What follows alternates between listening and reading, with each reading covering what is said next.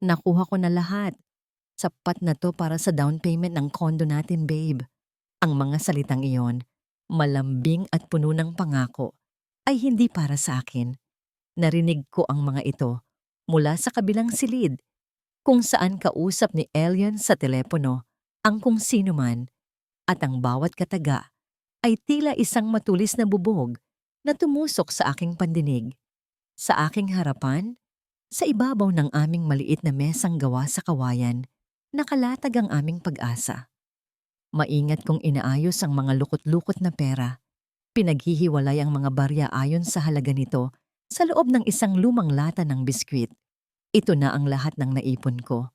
Ang pinagpaguran mula sa magdamag na pananahi, ang kinita mula sa paglalako ng kakanin sa kalye, ang bawat sentimong tiniis kong hindi gastusin para sa sarili ko. Ang lahat ng ito ay para sa operasyon ni Mateo. Ang lahat ng ito ay para sa aming anak. Isang maliit na ngiti ang nagsimulang sumilay sa aking mga labi habang iniisip ko ang malusog na pagtakbo ni Mateo, ang pagbabalik ng sigla sa kanyang mga mata. Sa gilid ng aking paningin, nakita ko ang plansadong damit ni Elion na isusuot niya bukas. Ang butones na tinahi ko kagabi ay matatag na sa lugar nito. Ngunit ang nangiting iyon ay hindi na muling umabot sa aking mga mata. Tila nawalan ng lakas ang aking mga daliri. Bumagsak mula sa aking mga kamay ang lumang lata. Isang nakabibinging katahimikan ang pumalit sa tunog ng mga baryang gumulong sa sahig na semento. Kumalat na parang mga luhang hindi ko mailabas. Nanlamig ang aking mga kamay, nanigas ang aking buong katawan. Hindi ako makahinga. Parang may isang malaking kamay na dahan-dahang pumipiga sa aking puso hanggang sa wala na itong maramdamang anuman, kundi sakit. Lumabas si Elion mula sa silid, at ang kanyang mga mata ay agad na dumapo sa nagkalat na pera sa sahig, at pagkatapos ay sa akin. Walang bahid ng pagkagulat o pagsisisi. Ang mukha niya ay isang blangkong pader na hindi ko na makilala. Siya ang lalaking pinangakuan ko ng habambuhay, ang ama ng aking anak. Pero ang taong nakatayo sa harapan ko ngayon ay isang estranghero. Bakit? Iyon lamang ang salitang nagawang kumawala sa aking nanginginig na mga labi. Isang tanong na parang bulong sa hangin. Tumingin siya sa akin, at sa isang sandali, umasa ako, nagdasal ako, na may makikita akong bahid ng pagsisisi.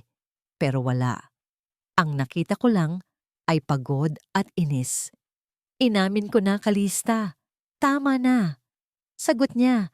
Ang boses ay walang anumang emosyon. Ako ang kumuha, at matagal na kami ni Miraya. Ang bawat salita ay isang suntok sa aking sikmura. Ang pangalan ni Miraya, ang kaibigan ko, ang kasamahan niya sa trabaho, ay nagbigay ng huling tuldok sa kataksilan. Pero para kay Mateo ang pera, sabi ko, ang boses ay basag na.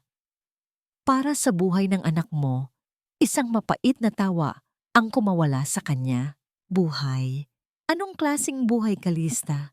Itong buhay na to, palaging nagbibilang ng barya, palaging may sakit. Pagod na ko, Kalista. Pagod na pagod na. Hindi ako makapaniwala sa aking naririnig.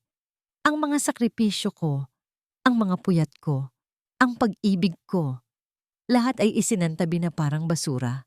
Sa isang iglap, kinuha niya ang isang bag, isinilid ang ilang damit na nakatupi sa ibabaw ng aparador, at naglakad patungo sa pinto. Walang lingon-likod, walang paalam. Ang pagsara ng pinto ay hudyat ng pagsasara ng buong mundo ko. Naiwan akong nakaluhod sa sahig, napapaligiran ng mga piraso ng aming nawasak na pangarap. Narinig ko ang isang mahinang pag-ubo mula sa silid ni Mateo, isang paalala ng katotohanang mas masakit pa sa pagtataksil na natamo ko. Wala na ang pera, wala na ang asawa ko. Paano na ang anak ko? Ang pag-ubo ni Mateo ay naging mas malalim, mas mabigat sa katahimikan ng gabi. Bawat tunog mula sa kanyang munting dibdib ay parang martilyong pumupukpok sa aking puso. Walang oras para sa pagluluksa. Walang puwang para sa sarili kong sakit. Kailangan kong kumilos. Dala ang natitirang lakas sa aking katawan. Binuhat ko si Mateo. Binalot siya sa pinakamakapal na kumot na meron kami at lumabas sa madilim na gabi. Ang tanging lugar na pumasok sa aking isip, ang huling kanlungan na maaari kong kapitan, ay ang bahay ng mga Rabago. Sa kabila ng lahat, pamilya pa rin sila ni Mateo. Hindi nila maaring talikuran ang sarili nilang dugo. Ang bahay nila ay nakatayo na parang isang palasyo sa gitna ng kadiliman. Bawat bintana ay nagliliwanag, isang testamento sa buhay na hindi kailanman naging amin. Humigpit ang yakap ko kay Mateo habang papalapit kami sa malaking gate na bakal. Si Lucinda mismo ang nagbukas ng pinto. Ang kanyang damit ay plansado, ang kanyang buhok ay maayos na nakapusod, at ang kanyang muka ay walang bakas ng anumang emosyon maliban sa malamig na pagkairita. Tumingin siya sa akin, pagkatapos ay sa batang may lagnat sa aking mga bisig, na para bang kami ay isang maruming basahan na napadpad sa kanyang pintuan. Inay. Nagsusumamo ang aking tinig. Si Mateo po. Mataas ang lagnat niya. Huwag mo akong tawaging inay. Matigas niyang sagot. At ano ang inaasahan mong gawin ko? Wala na dito ang anak ko para akuin ang responsibilidad niya. Ang bawat salita niya ay kasing lamig ng hangin ng gabi. Ibinaba ko ang aking sarili, ang aking dignidad, at lumuhod sa harapan niya. Parang awa niyo na po. Tulungan niyo po ang apo ninyo. Wala na po kaming ibang malalapitan. Sa halip na awa, isang folder ang inilabas niya mula sa isang mesa sa tabi ng pinto at inihagis ito sa sahig, sa mismong paanan ko. Bumagsak ito na may kasamang mabigat na kalampag. Pirmahan mo yan, utos niya. Annulment papers. Matagal nang nakapirma si Elion. Ito ang tanging tulong na maibibigay ko sa'yo. Ang palayain ng anak ko mula sa malas na dala mo sa buhay niya. Malas. Yun pala ang tingin nila sa akin, sa anak ko. Isang sumpa, isang pabigat. Nanginginig kong pinulot ang mga papel. Sa loob, nakita ko ang perpektong pirma ni Elion. Isang pirma na minsang nagselyo ng aming mga pangako sa isa't isa. Ngayon ay nagsisilbing hatol sa aming pagtatapos. Hindi ko gagawin to, sabi ko. Ang tinig ko ay puno ng determinasyon na isinilang mula sa kawalan ng pag-asa. Biglang umiyak si Mateo. Ang kanyang mga kamay ay mahigpit na nakakapit sa aking damit, naghahanap ng ginhawa. Gutom na siya, bulong ko, mas para sa aking sarili kaysa sa kanya. Kahit kaunting lugaw lang po. Tinitigan ako ni Lucinda na para bang humingi ako ng isang bagay na kasuklam-suklam. Pagkatapos ng ilang sandaling pananahimik, tumalikod siya at pumasok sa kusina. Sa isang saglit, isang maliit na butil ng pag-asa ang sumibol sa aking puso. Ngunit nawala rin ito kaagad. Lumabas siya na may dalang isang mangkok ng mainit na lugaw. At habang akmang iaabot niya ito sa akin, sa isang mabilis na kilos, sinadya niyang ibagsak ito. Ang mainit na lugaw ay bumuhos sa makintab na sahig, kumalat na parang isang puting mantsa ng kabiguan. Ang amoy ng nasayang na pagkain ay sumakit sa aking sikmura. Walang pagkain para sa mga palamunin dito, sabi niya. Ang kanyang mga salita ay mas matalas pa sa bubog. Lumayas kayo. Itinulak niya ako palabas at isinara ang pinto nang walang anumang ingay.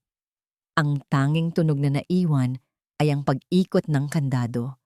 Naiwan kami sa labas, sa gitna ng malamig na gabi. Sa di kalayuan, isang mamahaling sasakyan ang dumaan.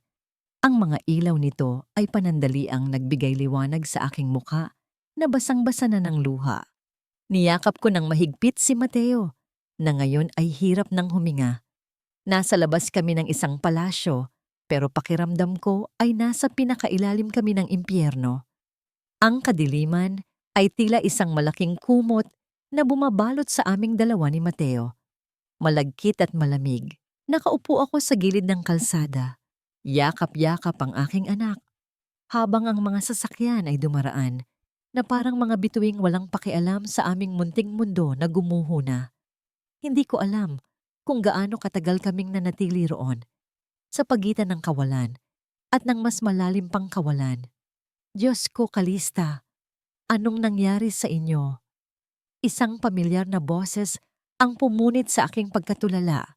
Si Aling Nita, ang aming kapitbahay na may-ari ng maliit na sari-sari store, ay nakatayo sa aking harapan. Ang kanyang mukha ay puno ng pag-aalala. Pauwi na siguro siya mula sa pamamalengke. Walang maraming tanong. Inalalayan niya akong tumayo at dinala kami sa kanyang maliit na tahanan sa likod ng kanyang tindahan. Isang silid na masikip, ngunit puno ng init na matagal ko nang hindi naramdaman. Sa tulong ng kaunting perang ipinahiram ni Aling Nita, naisugod ko si Mateo sa pinakamalapit na public clinic. Ang amoy ng gamot at desperasyon ay magkasamang nanunuot sa hangin. Pagkatapos ng mahabang paghihintay, hinarap kami ng isang pagod na doktor. Ang kanyang mga salita ay propesyonal, ngunit walang awa. Ang kondisyon ni Mateo ay lumalala. Kailangan niya ng agarang atensyong medikal, ng mga espesyalista, ng isang operasyon, na ang halaga ay parang isang bundok na imposibleng akyatin. Bumalik kami sa masikip na silid ni Aling Nita. Ang bawat salita ng doktor ay umuugong sa aking isipan. Pakiramdam ko ay tuluyan na akong nalulunod. Paano ko ililigtas ang aking anak kung wala akong kahit isang pirasong kahoy na makakapitan? Sa gitna ng aking panlulumo, ang aking mga mata ay napadpad sa isang maliit na baul na kahoy, ang tanging pamana na iniwan sa akin ng aking ina. Nanginginig kong binuksan yon. Sa loob ay mga pamilyar na bagay, isang kupas na bestida, ilang lumang litrato, ang amoy ng nakaraan. Hinaplos ko ang mga ito, hinahanap ang lakas mula sa isang alaala na matagal nang nawala. Sa sobrang panginginig ng aking mga kamay, nadulas ang baul at bumagsak ito sa sahig. Isang bahagi ng ilalim nito, ang bahagyang umangat. Nagpapakita ng isang maliit na puwang na hindi ko kailanman napansin. Isang lihim na kompartimento. Nanginginig kong sinungkit ito. Sa loob, may isang sulat na naninilaw na sa katagalan at isang bagay na nakabalot sa isang piraso ng tela. Binuksan ko ang balot. Isang silver na brooch, medyo maitim na dahil sa panahon, ngunit kitang-kita pa rin ang disenyo. Isang letrang V na nakapulupot sa isang manibela ng barko. Kinuha ko ang sulat. Ang sulat kamay ng aking ina ay tila isang bulong mula sa kabilang buhay. Hindi nito isinalaysay ang lahat, ngunit sapat na ang mga salita para magtanim ng isang binhi sa aking wasak na puso. Isang pangalan, Leandro. Isang lugar, Cebu. At isang pangungusap na tumatak sa aking isipan. Sana balang araw, mapatawad mo ako sa mga sikretong hindi ko kayang dalhin sa aking paglalakbay. Hinawakan ko ng mahigpit ang brooch. Ang lamig ng metal ay tila gumapang sa aking balat. Cebu, isang lugar na kasing layo ng buwan. Wala akong pera at ang aking anak ay may taning. Ngunit sa aking mga kamay, hawak ko ang isang logo, isang pangalan, at isang lihim. Ito na ba ang sagot? O isa lamang itong panibagong daan patungo sa mas malaking kabiguan? Buong gabi akong gising, yakap ang natutulog na si Mateo, habang ang aking kabilang kamay ay mahigpit na humahawak sa malamig na silver na brooch. Ang liwanag ng buwan na tumatagos sa maliit na bintana ni Aling Nita ay tila isang maputlang daliri na nakaturo sa amin. Tinatanong kung ano ang susunod kong hakbang. Ang pananatili dito ay isang tiyak na kamatayan para kay Mateo. Ang pagpunta sa Cebu ay isang pagtalon sa kawalan. Ngunit sa pagitan ng dalawang kadiliman, pipiliin ko ang kadiliman kung saan may kahit katiting na sinag ng bituin. Kinabukasan, may isang desisyon na nabuo sa aking puso, matatag at hindi na mababali. May kailangan akong gawin. Isang huling sakripisyo.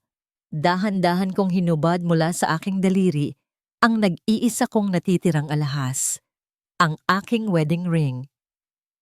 Hindi ito mamahalin. Isang manipis na piraso lamang ng ginto. Ngunit para sa akin, ito ang buong mundo ko noon. Hinaplos ko ang mga gasgas nito. Ang bawat marka ay isang alaala ng mga taon na ibinigay ko kay Elion.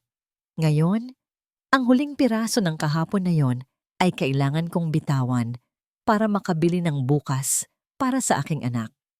Ang sanglaan ay isang maliit at madilim na lugar, amoy alikabok at mga pangarap na hindi natupad. Inilapag ko ang singsing sa ibabaw ng salamin. Tiningnan ito ng lalaki sa kabilang panig gamit ang isang maliit na lente. Ang kanyang mukha ay walang emosyon, na para bang tinitimbang niya ang isang bato at hindi ang isang buong buhay. Ito lang ang kaya, miss, sabi niya. Itinutulak ang ilang piraso ng pera.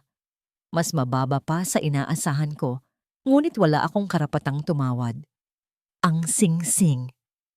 Ang huling simbolo ng mga pangarap na binuo namin ni Elion ay isa na lamang bagay na may presyo. Tinanggap ko ang pera at sa pag-alis ng singsing sa aking paningin, pakiramdam ko ay may isang huling tali na tuluyang naputol. Mas magaan ngunit mas masakit. Bumalik ako kay Aling Nita, ibinayad ang maliit na utang ko sa kanya. Nang malaman niya ang aking plano, hindi niya ako hinusgahan. Sa halip, ang kanyang mga mata ay napuno ng pag-unawa. Bago kami umalis, inabutan niya ako ng isang supot ng mainit na pandesal at isang bote ng tubig. "O heto, Kalista, baon ninyo," sabi niya. Ang kanyang boses ay mahina. "Mag-iingat kayo ha, ipagdarasal ko kayo." Ang yakap na ibinigay niya sa akin ay ang tanging init na naramdaman ko sa loob ng maraming araw. Ang daungan ng barko ay isang magulong mundo. Ang hangin ay maalat at mabigat. Ang mga tao ay nagmamadali. Bawat isa ay may sariling kwento, sariling patutunguhan. Sa gitna ng lahat ng yon, nakatayo ako, maliit at halos di nakikita. Hawak ang kamay ni Mateo. Sa harapan namin ay isang dambuhalang barko na bakal. Napakalaki na tila kaya nitong lunukin ang lahat ng aming mga takot. Ang mabigat na bakal ng rampa ay umabot sa daungan. Lumilikha ng panginginig sa sementong kinatatayuan ko. Isang malalim at mahabang tunog ang nagmula sa barko. Isang hudyat ng pag-alis na yumanig sa aking buong katawan. Humigpit ang hawak ni Mateo sa aking kamay. "Mama, saan po tayo pupunta?" tanong niya. Ang kanyang mga mata ay puno ng pagtataka at kaunting takot. Tumingin ako sa kanya at sa kabila ng unos sa aking dibdib, pinilit kong ngumiti. "Sa isang lugar kung saan gagaling ka, anak," sagot ko. "Hahanapin natin ang pag-asa." At sa paghakbang namin paakyat sa barko, alam kong wala ng atrasan. Ang Maynila, kasama ang lahat ng sakit at pagtataksil na iniwan nito, ay dahan-dahan nang liliit sa aming likuran. Ang hinaharap, tulad ng malawak na karagatan, ay isang misteryong puno ng panganib at pangako. Ang paglalakbay sa dagat ay isang mahabang panaginip na puno ng alon at pagkabalisa. Ang aming pwesto ay nasa pinakamababang bahagi ng barko, kung saan ang amoy ng kalawang, pawis ng tao, at maalat na hangin ay nagsasama-sama. Ang bawat ugoy ng barko ay isang dagok sa nanlalambot na katawan ni Mateo. Kaya't halos buong biyahe ay nanatili siyang nakasubsob sa aking dibdib. Mahigpit ang kapit na para bang ako ang kanyang tanging daungan sa gitna ng rumaragasang karagatan. Ang pandesal na bigay ni Aling Nita ay maingat kong pinagkasya. Isang kagat para sa akin, 2 para kay Mateo. May isang matandang babae na katabi namin. Nakita siguro ang aming kalagayan at walang salitang iniabot sa amin ang isang maliit na kumot at ilang piraso ng biskwit. Isang ngiti lamang ang naging sukli ko, ngunit sa ngiting iyon, Nakapaloob ang isang pasasalamat na kasing lalim ng dagat na aming tinatawid. Nang sa wakas ay tanaw na namin ang pulo ng Cebu, isang kakaibang halo ng takot at pag-asa ang gumapang sa aking puso. Ang daungan ay mas magulo at mas maingay kaysa sa Maynila. Ang mga dambuhalang crane na may malalaking logo ng Veron Maritime ay gumagalaw na parang mga higanting hayop, nagbubuhat ng mga container na kasing laki ng aming dating bahay. Sa gitna ng lahat ng ito, naramdaman ko ang aking sarili na kasing liit ng isang langgam. Mama, ang laki! Bulong ni Mateo. Ang kanyang mga mata ay nanlalaki sa pagkamangha at pagod. Hawak ang kanyang kamay. Nilabanan ko ang agos ng mga taong nagmamadali. Ang init ng araw ay tila isang mabigat na kamay na pumipipi sa aking balikat. Nilapitan ko ang isang security guard na ang uniforme ay malinis at plansado. Isang malaking kaibahan sa aming mga damit na lukot at marumi. "Excuse me po, sir. Saan po kaya ang opisina ng Veron Maritime?" Tanong ko.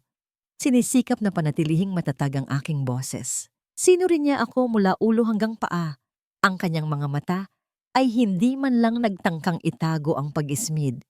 Itinuro niya ang isang malayo at malabong direksyon. "Doon sa business park, malayo-layo pa yon. Mag-jeep ka."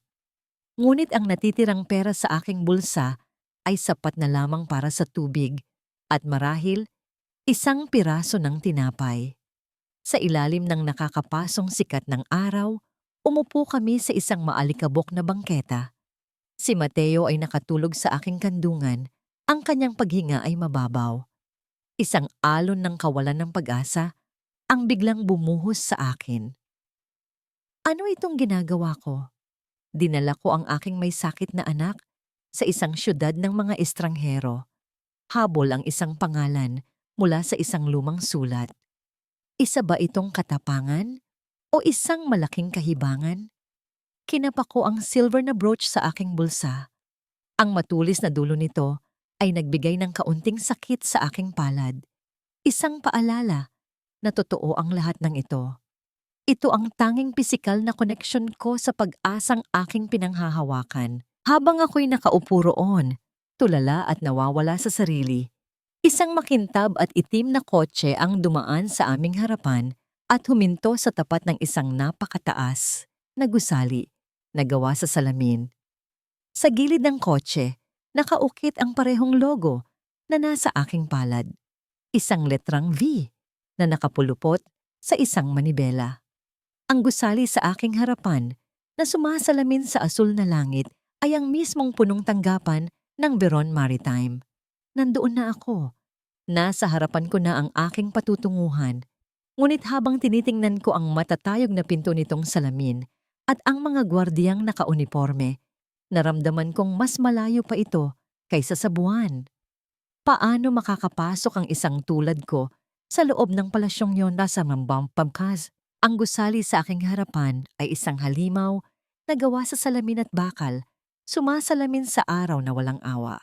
Sa bawat taong lumalabas at pumapasok sa umiikot na pinto nito, suot ang kanilang mga plansadong damit at may hawak na mga mamahaling bag, lalo kong naramdaman ang pagiging invisible. Para kaming alikabok sa hangin, narito pero hindi nakikita. "Mama, gutom na po ako." Ang mahinang tinig ni Mateo ang nagpabalik sa akin sa katotohanan. Ang turing iyon ay maaaring maging sagot sa aming mga dasal, ngunit sa sandaling ito, ang kumakalam niyang sikmura ang mas kailangan kong pakinggan. Hinawakan ko ang iilang pirasong perang natitira sa aking bulsa. Kailangan itong magkasya. Umalis kami sa anino ng dambuhalang gusali at naglakad sa mga kalyang hindi pamilyar.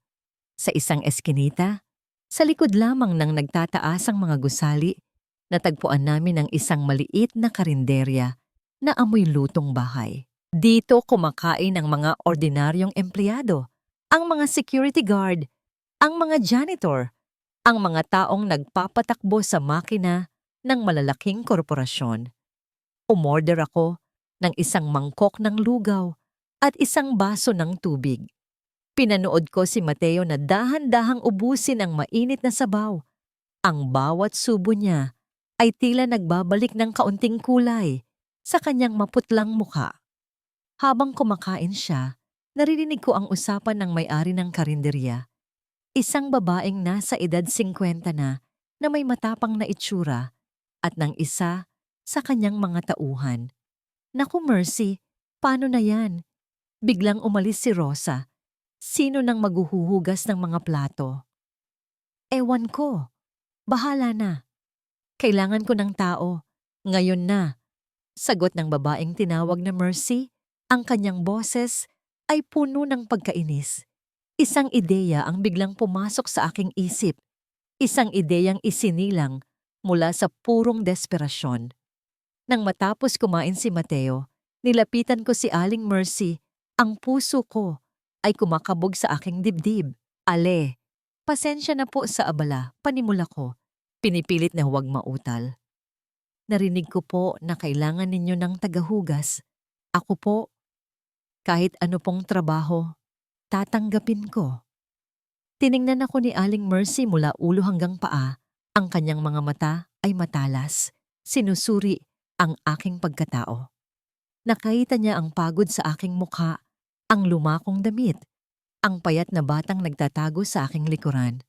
Kaya mo ba? Mukhang isang ihip lang ng hangin.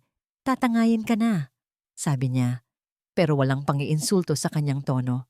Kaya ko po. Sanay po ako sa trabaho. Mabilis kong sagot. Nag-isip siya sandali. Pagkatapos ay bumuntong hininga. Sige, subukan mo. Magsimula ka na ngayon. Pero wala akong maibibigay na tulugan. Salamat po. Maraming salamat po. Sabi ko. Ang pasasalamat ay bumaha sa aking puso. Napawi ang lahat ng takot. Buong hapon akong naghugas ng mga plato sa isang maliit at mainit na kusina. Ang aking mga kamay, na dati nang magaspang, ay lalong nasugatan sa sabon at tubig. Ngunit hindi ko ito ininda. Sa bawat platong aking nililinis, pakiramdam ko ay nililinis ko rin ang isang piraso ng aking kawalan ng pag-asa. Si Mateo ay pinaupo ko sa isang sulok. May hawak na isang lumang comics na ibinigay ng isa sa mga tauhan. Nang maggagabi na, habang ako'y nagpupunas ng mga mesa malapit sa bintana, muling dumaan ang pamilyar na itim at makintab na kotse. Huminto ito sa mismong tapat ng Beron Maritime. Mula sa aking kinatatayuan, kitang-kita ko ang lahat. Isang chauffeur ang mabilis na bumaba upang buksan ang pinto sa likuran. At mula roon, dahan-dahang lumabas ang isang matandang lalaki. Nakayuko ang kanyang mga balikat na para bang pasan niya ang buong mundo. Ang kanyang buhok ay kulay pilak na, at ang bawat galaw niya ay mabagal at maingat. Tinutulungan ng isang baston at ng kanyang driver. Tumingala siya sandali sa nagtataas ang gusali na may pangalan niya. At sa kanyang mga mata, kahit sa malayo, nakita ko hindi ang kapangyarihan ng isang bilyonaryo, kundi isang kalungkutan na kasing lalim ng karagatan. Hindi ko siya kilala, pero habang pinapanood ko siyang maglakad papasok sa palasyo ng salamin, isang katanungan ang umusbong sa aking isipan. Sino siya? At ano ang kwento sa likod ng malungkot niyang mga mata? Ang karinderya ni Aling Mercy ang naging mundo namin. Ang araw ay nagsisimula bago pa man sumikat sa amoy ng sinaing at kumukulong kape. Naglilinis ako ng sahig, naghihiwa ng mga gulay, at pagkatapos ay haharap sa walang katapusang bundok ng mga maruruming plato. Ang gabi ay nagtatapos nang matagal nang lumubog ang araw sa pagod na gumagapang sa bawat himaymay ng aking kalamnan. Ang sahod na ibinibigay sa akin ni Aling Mercy araw-araw ay hindi malaki. Ngunit sapat ito para sa aming pagkain at sa upa sa isang napakaliit na kwarto sa isang boarding house na hindi kalayuan. Ang aming tulugan ay isang espasyo na kasya lamang ang isang manipis na kutsyon at ang aming maliit na bag. Ang mga dingding ay manipis. Naririnig ko ang pag-ubo ng kapitbahay, ang pag-iyak ng sanggol sa kabilang silid. Ito ang tunog ng buhay ng mga taong tulad ko, mga taong nakikipaglaban sa bawat araw. Ngunit sa tuwing yayakapin ko si Mateo sa gabi, sa aming maliit na espasyo, pakiramdam ko ay ito ang pinakaligtas na lugar sa buong mundo. Si Aling Mercy, sa kabila ng kanyang mataray na panlabas, ay may ginintuang puso. Minsan, kapag nakikita niyang namumutla si Mateo, tahimik niyang inilalagay sa aming tabi ang isang mangkok ng mainit na sabaw ng manok. Hindi siya nagsasalita, ngunit ang kanyang mga kilos ay nagsasabi ng lahat. Sa bawat araw na lumilipas, ang karinderya ay naging aking bintana sa mundo ng Veron Maritime. Natutunan kong kilalanin ang mga regular na customer, ang mga security guard na nagrereklamo tungkol sa kanilang mahabang shift, ang mga sekretaryang nag-uusap tungkol sa tsismis sa opisina, ang mga driver na naghihintay sa kanilang mga amo. Pinakikinggan ko sila, hindi dahil sa pagiging tsismosa, kundi dahil sa paghahanap ng anumang impormasyon, anumang piraso ng puzzle na maaring mag-ugnay sa akin sa matandang lalaking may malungkot na mga mata. Nalaman ko ang kanyang pangalan, Mr. Leandro Veron, ang chairman, ang nag-iisang may-ari ng imperyong iyon. Sabi nila, bihira siyang ngumiti simula nang mawala ang kanyang asawa't anak. Sa isang trahedya, maraming taon na ang nakalipas. Mag-isa na lamang siya sa buhay, nakatira sa isang malaking mansyon na tinatawag na Villa Esmeralda, at ang tanging kasama niya ay ang kanyang mga katulong at isang personal nurse. Isang hapon, habang nagpupunas ako ng mesa, narinig ko ang usapan ng dalawang sekretarya na abalang-abala sa kanilang pagkain. "Girl, narinig mo ba? Naghahanap na naman daw ng bagong caregiver, si Sir Leandro. Yung pang-anim na yata yan this year. Bakit na naman? Ang swerte nga nila, no? Ang laki ng sweldo, ano bang problema?" Super istrikto daw kasi. Ayaw nang maingay, ayaw nang magulo. At higit sa lahat, ayaw na ayaw daw niya ng mga taong nagtatanong tungkol sa nakaraan niya. Lahat sila, hindi tumatagal. Ang mga salitang yon ay tumatak sa aking isipan. Isang bakanteng posisyon, isang pagkakataon, isang pintuan na maaring magbukas papasok sa mundo ni Mr. Veron. Ngunit paano?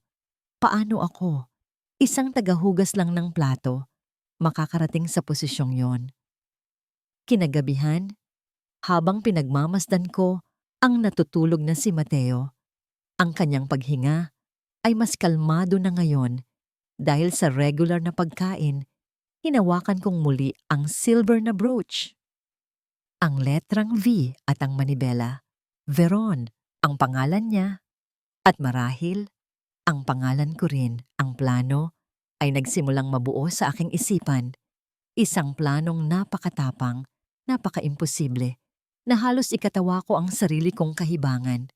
Kailangan kong makapasok sa Villa Esmeralda, hindi bilang isang nawawalang anak na humihingi ng tulong. Kailangan kong makapasok bilang isang estranghero, bilang isang caregiver. At mula sa loob, hahanapin ko ang mga sagot na kailangan ko. Ang pag-a-apply para sa posisyon ng caregiver ay parang pagpasok sa isang sona ng giyera na walang armas. Kailangan kong bumuo ng isang bagong pagkatao, isang anyo na kayang tumayo sa harap ng mga bantay ng Villa Esmeralda.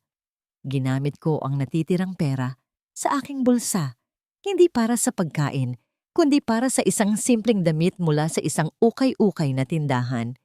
Isang malinis na blusang puti at isang itim na pantalon. Sapat na para magmukha akong disente, hindi mukhang pulubi. Pinagsuklay ko ang aking buhok ng maayos. Tinago ang mga sugat sa aking mga kamay sa ilalim ng mahabang manggas. Ang aplikasyon ay isinagawa sa isang opisina sa isang magarang building sa Cebu City, malayo sa aking dating buhay, sa karinderya. Dito, ang mga aplikante ay pila-pila. Bawat isa ay tila naghahangad na maging pinakamahusay, pinakamalinis, pinakamalambing. Ako, si Calista de la Peña, ang tagahugas ng plato, ay nagpapanggap bilang si, Clara Mendez. Isang pangalan na tila mababaw, madaling kalimutan, ngunit sapat na para magsilbing maskara. Ang interview ay pinangasiwaan ng isang babaeng may malamig na ngiti at matalas na mga mata, tila isang personal assistant ni Mr. Veron. Tinanong niya ako tungkol sa aking karanasan, sa pag-aalaga, sa aking mga kakayahan, sa aking pamilya. Bawat tanong ay sinagot ko ng may pag-iingat, gamit ang mga kwentong binuo ko mula sa aking obserbasyon sa karinderya, mga kwento tungkol sa pag-aalaga sa isang may sakit na kapitbahay, isang pagpapanggap na ginawa ko ng maraming beses sa aking isipan. At ang iyong pamilya, Miss Mendez? Tanong niya. Ang kanyang mga mata ay hindi gumalaw mula sa aking mukha. Nag-alinlangan ako ng isang saglit. Ang katotohanan ay masyadong masakit, masyadong komplikado. Nawala na po ang aking asawa at ang aking anak ay kasama ko dito sa Cebu. Masama ang kanyang kalusugan, sabi ko. Ang tinig ko ay bahagyang nanginginig. Ito ay hindi isang buong kasinungalingan. Ito ay isang pinaghalong katotohanan na nakabalot sa isang pelikula ng pagpapanggap. Ang matalas na tingin niya ay tila sinusuri ang bawat salita ko, ang bawat hibla ng aking pagkatao. Pagkatapos ng ilang sandali na tila walang hanggan, nagbigay siya ng isang tipid na tango. Mabuti. Kailangan namin ng mapagkakatiwalaan. Babalitaan ka namin. Lumabas ako ng opisina na parang lumulutang. Hindi ko alam kung ang resulta ba ay oo o hindi. Ngunit ang pagtanggap ng trabahong ito ay ang aking tanging pag-asa. Makalipas ang ilang araw, isang tawag ang dumating. Si Clara Mendez, ako, ay natanggap. Mag-uumpisa ako agad. Ang unang araw ko sa Villa Esmeralda ay parang pagpasok sa isang paraiso na puno ng mga anino. Ang mansyon ay malawak. Ang bawat sulok ay pinalamutian ng mamahaling sining at kumikinang na mga chandelier. Ang tahimik na kapaligiran ay binasag lamang ng mahinang tunog ng orasan sa bawat silid at paminsan-minsang yapak ng mga tauhan. Ang aking tungkulin ay simple. Alagaan si Mr. Veron. Dalhin ang kanyang pagkain, tulungan siyang gumalaw, at panatilihing malinis ang kanyang silid. Ngunit ang paglapit sa kanya ay mahirap. Madalas siyang nakaupo sa kanyang malaking bintana, nakatingin sa malayo, ang kanyang mukha ay malungkot at malalim na nakatatak sa alaala. Hindi siya nagsasalita maliban kung kinakausap. At kapag nagsalita siya, ang kanyang tinig ay mahina. Halos pabulong. Sa unang linggo, hindi pa kami nagkakaroon ng tunay na pag-uusap. Ako ang kanyang anino. Ginagawa ang aking tungkulin ng tahimik. Nagdadala ako ng kanyang pagkain. Simpleng mga putahe, walang masyadong pampalasa, at inilalagay ito sa kanyang tabi. Pagkatapos ay aalis ako, iiwan siyang mag-isa, kasama ang kanyang mga saloobin. Sa bawat paghakbang ko papalayo, ang puso ko ay kumakabog. Nag-aalala kung ito ba ang tamang landas. Ito ba ang paraan para malaman ko ang katotohanan? O isa lamang itong mas malalim na pagkakalugmok? Isang gabi, habang inaayos ko ang kumot niya, napansin ko ang isang maliit na litrato na nakalagay sa kanyang bedside table. Isang babae na may malambot ng ngiti at isang maliit na batang babae na kamukha ko noong bata pa ako. Sa ilalim ng litrato, may nakaukit na pangalan, Elena Veron. At sa tabi nito, Calista. Pinindot ko ang aking dibdib. Ang pagkakapareho ay hindi maaaring maging isang simpleng pagkakataon. Ang babae sa litrato ay ang aking ina at ang batang babae, iyon ay ako. Si Mr. Leandro Veron ay ang aking ama. Ang aking ama na inaakala kong patay na.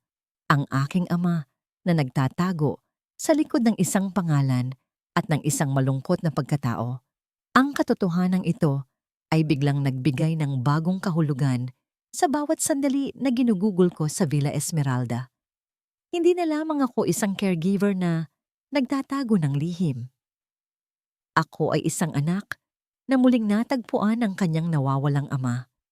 Ngunit ang pagkakakilala ko sa kanya ay nababalot ng kasinungalingan. Paano ko siya lalapitan? Paano ko sasabihin ang totoo nang hindi siya itinataboy palayo? Ang bigat ng lihim na ito ay mas mabigat pa sa anumang sakit na naramdaman ko. Ito ay isang pasaning kailangan kong buhatin habang patuloy na ginagampanan ang aking tungkulin bilang Clara Mendez, ang tahimik na tagapag-alaga. Ang bawat araw sa Villa Esmeralda ay isang paglalakad sa manipis na yelo. Bilang si Clara Mendez, ang tahimik at masunuring caregiver, ginagawa ko ang aking tungkulin ng walang reklamo. Dala ko ang pagkain ni Mr. Veron, inaayos ang kanyang silid, tinitiyak na ang kanyang paligid ay malinis at payapa. Ngunit sa likod ng aking mahinahong kilos, isang malalim na bagyo ang umiikot sa aking puso. Ang litrato sa kanyang bedside table, ang babaeng may malambot na ngiti, ang batang babae na kamukha ko, ay tila isang salamin na laging nakaharap sa akin. Ito ang aking ina, si Elena, at ako, ang batang iyon, si Calista, na ngayon nagpapanggap na Clara. Bawat sandali na kasama ko si Mr. Veron, nararamdaman ko ang bigat ng kanyang kalungkutan, ang kanyang pagkawala. At ang bigat na ito ay lalong nagiging mabigat dahil alam ko na ako ang nawala sa kanya noon at ngayon narito ako sa kanyang tabi. Ngunit hindi niya alam. Nagsimula akong mag-obserba ng mas malalim. Kapag naghahain ako ng kanyang hapunan, nanatili akong nakatayo, nag-aabang, umaasa na baka sakali. Sa gitna ng kanyang pagmumuni-muni ay may masasabi siya. Madalas, nakatingin lamang siya sa labas ng bintana.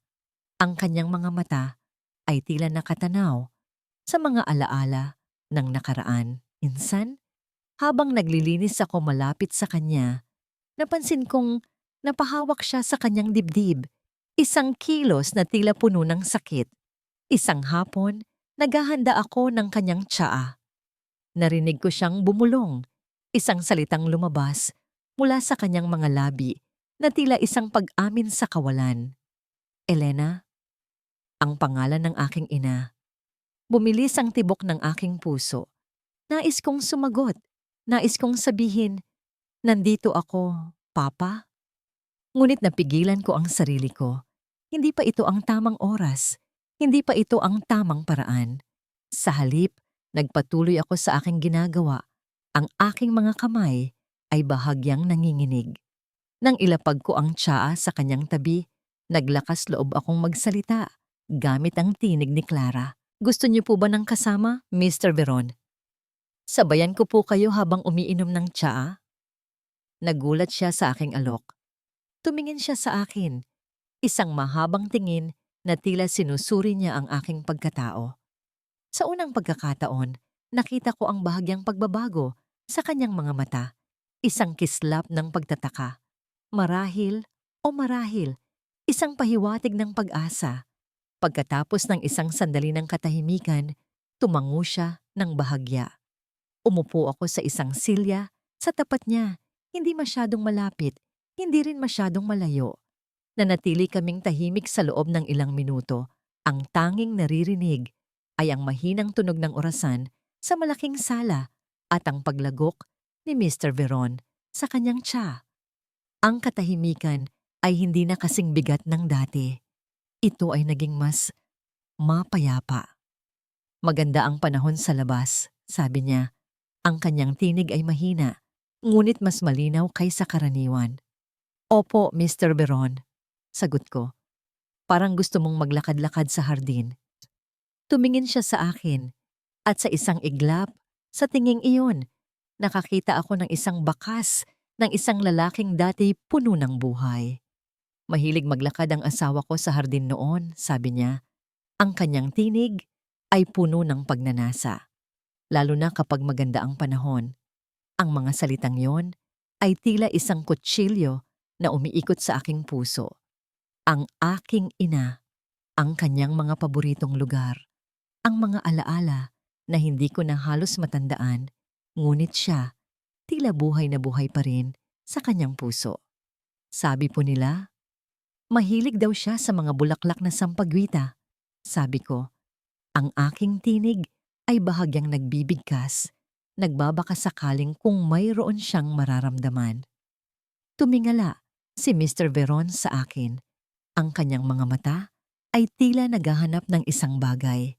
Sino ang nagsabi sa iyo niyan? Tanong niya. Ang kanyang tinig ay puno ng pagtataka.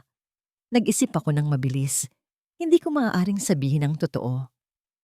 Nabanggit lang po ng isa sa mga matagal ng tauhan dito na naaalala nila ang halimuyak ng sampagita kapag naririnig nila ang pangalan ni Mrs. Veron. Tinitigan niya ako ng matagal. Ang kanyang mga mata ay tila sinusuri ang aking kaluluwa.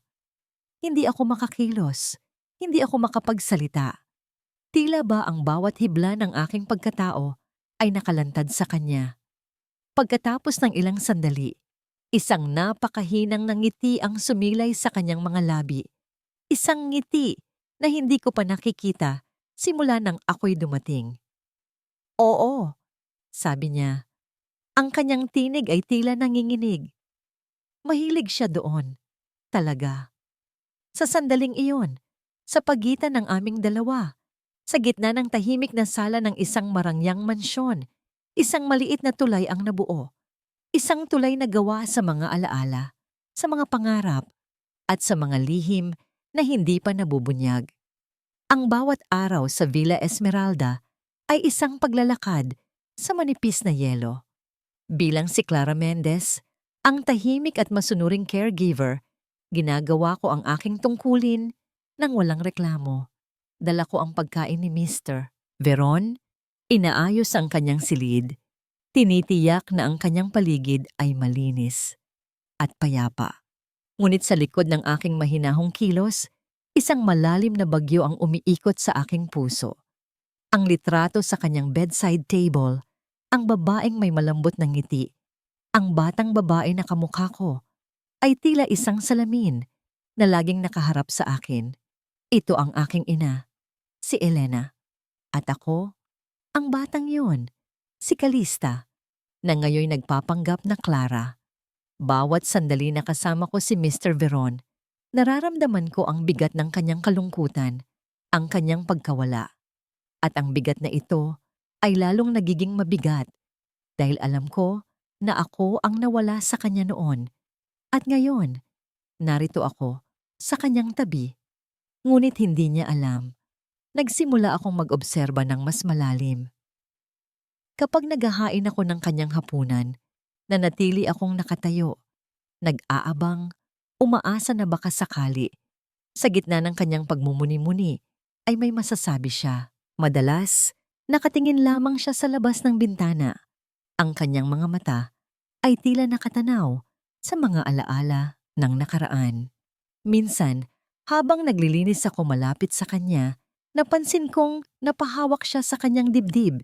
Isang kilos na tila puno ng sakit. Isang hapon, naghahanda ako ng kanyang tsaa. Narinig ko siyang bumulong. Isang salitang lumabas mula sa kanyang mga labi na tila isang pag-amin sa kawalan. Elena, ang pangalan ng aking ina. Bumilis ang tibok ng aking puso. Nais kong sumagot. Nais kong sabihin, nandito ako, Papa. Ngunit napigilan ko ang sarili ko. Hindi pa ito ang tamang oras. Hindi pa ito ang tamang paraan. Sa halip, nagpatuloy ako sa aking ginagawa. Ang aking mga kamay ay bahagyang nanginginig. Nang ilapag ko ang tsaa sa kanyang tabi, naglakas loob akong magsalita gamit ang tinig ni Clara. Gusto niyo po ba ng kasama, Mr. Veron? Sabayan ko po kayo habang umiinom ng tsaa. Nagulat siya sa aking alok. Tumingin siya sa akin. Isang mahabang tingin na tila sinusuri niya ang aking pagkatao. Sa unang pagkakataon, nakita ko ang bahagyang pagbabago sa kanyang mga mata. Isang kislap ng pagtataka. Marahil o marahil, isang pahiwatig ng pag-asa.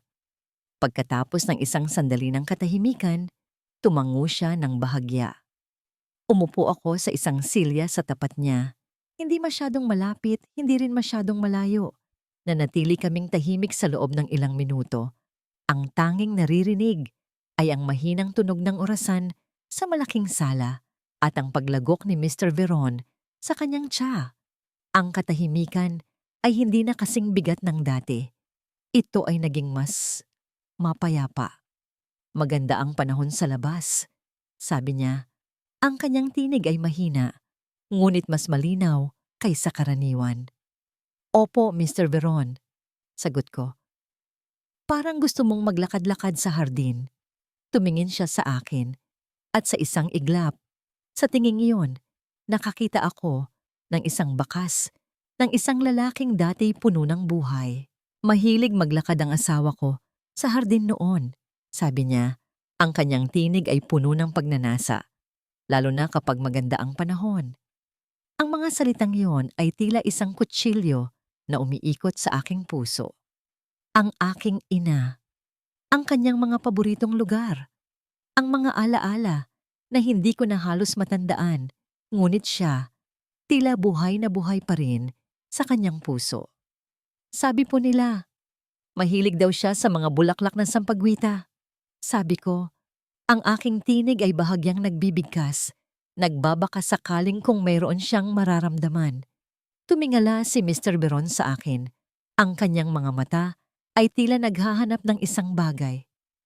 Sino ang nagsabi sa iyo niyan? Tanong niya. Ang kanyang tinig ay puno ng pagtataka. Nag-isip ako ng mabilis. Hindi ko maaaring sabihin ang totoo. Nabanggit lang po ng isa sa mga matagal ng tauhan dito na naaalala nila ang halimuyak ng sampagita kapag naririnig nila ang pangalan ni Mrs. Veron. Tinitigan niya ako ng matagal. Ang kanyang mga mata ay tila sinusuri ang aking kaluluwa. Hindi ako makakilos. Hindi ako makapagsalita. Tila ba ang bawat hibla ng aking pagkatao ay nakalantad sa kanya. Pagkatapos ng ilang sandali, isang napakahinang ngiti ang sumilay sa kanyang mga labi.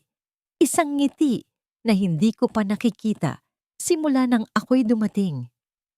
Oo, sabi niya, ang kanyang tinig ay tila nanginginig.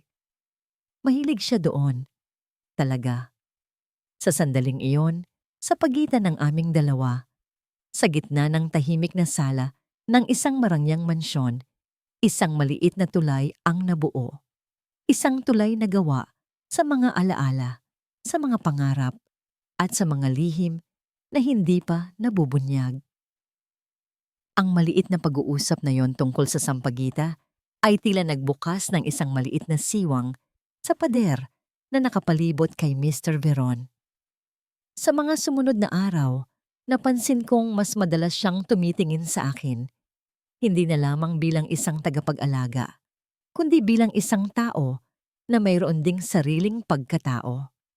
Nagsimula siyang magtanong tungkol sa aking pamilya. Isang paksa na lagi kong iniiwasan, ngunit ngayon, sa bawat sagot ko, nagiging mas maingat ako sa paggamit ng mga salitang makalilikha ng pagdududa. Ang iyong anak ba? Okay na siya? Isang araw ay tanong niya, habang kami ay nakaupo sa hardin. Ang tanong ay hindi direkta, ngunit alam kong ang tinutukoy niya ay si Mateo. Napalunok ako. Mas mabuti na po siya, Mr. Veron. Salamat sa pagtatanong. Tumingin siya sa malayo, sa mga puno ng mangga na animoy saksi sa kanyang mga lihim. Mahirap magkaroon ng anak na may sakit. Sabi niya, ang kanyang tinig ay puno ng pighati. Lalo na kung mag-isa ka lang. Naramdaman ko ang isang kurot sa aking puso. Narito siya, ang taong nagdurusa sa pagkawala ng kanyang pamilya. At ako, na nagdurusa rin dahil sa hindi niya pagkakakilala sa akin, ay narito sa kanyang tabi, nagpapanggap. Ang kasinungalingan ay tila lalong bumibigat. Isang araw, habang naglilinis ako sa kanyang silid, napansin kong hawak niya ang isang lumang album ng mga litrato. Tila nag-aatubili siyang buksan ito. Sa kabila ng aking pag-iingat, hindi ko napigilan ang aking sarili. Mr. Veron, sabi ko, ang aking tinig ay bahagyang nanginginig. Gusto niyo po bang tingnan natin ang mga lumang litrato? Baka sakaling makatulong para maibsan ang inyong kalungkutan. Nagulat siya sa aking suhestiyon. Tiningnan niya ako. Pagkatapos ay ang album. At sa wakas, tumango siya ng dahan-dahan. Nakaluhod ako sa kanyang paanan, habang siya naman ay nakaupo sa kanyang malaking armchair. Binuklat namin ang mga pahina, isa-isa. Ang bawat litrato ay naglalaman ng isang kwento. Mga masasayang pagtitipon, mga bakasyon sa dalampasigan, mga ngiti na tila hindi na maibabalik. Sa bawat pagbuklat, tila mas lalong lumalalim ang kanyang kalungkutan. May isang litrato na nagpatigil sa amin. Ito ay isang larawan ng aking ina, si Elena, na may hawak na isang sanggol. Ang sanggol na yon ay ako. Nakangiti siya. Ang kanyang mga mata ay puno ng pagmamahal na nakatuon sa bata. Siya ang iyong asawa? Tanong ko. Ang aking tinig ay halos hindi marinig. Nag-alinlangan si Mr. Veron. Tumitig siya sa litrato, tila nawawala sa nakaraan. Oo, mahina niyang sagot. Si Elena, ang aking asawa. Nagpatuloy kami sa pagtingin. May mga litrato ni Elena na mag-isa, nagbabasa sa hardin, tumatawa habang nakatingin sa malayo. May mga larawan rin ng isang batang babae na lumalaki, si Calista.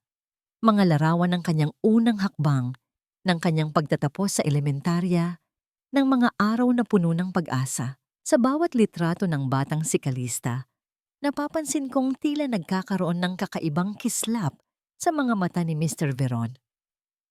Ito ba ay pagkilala o isang pag-asa lamang ng isang nawawalang ama?